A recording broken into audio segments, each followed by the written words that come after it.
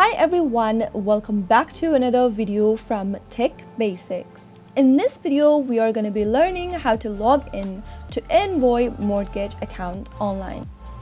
If you want to go ahead and access or manage your mortgage account for Envoy, then the process is quite straightforward, so let's dive into the video.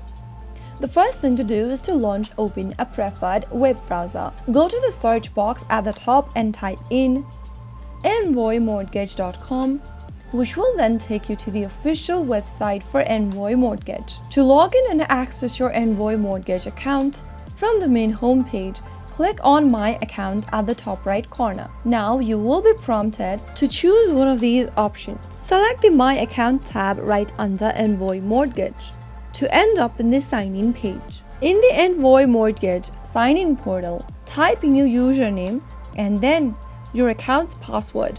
If you've forgotten your username and your password, you can get help by clicking on Forgot Username or Forgot Password link.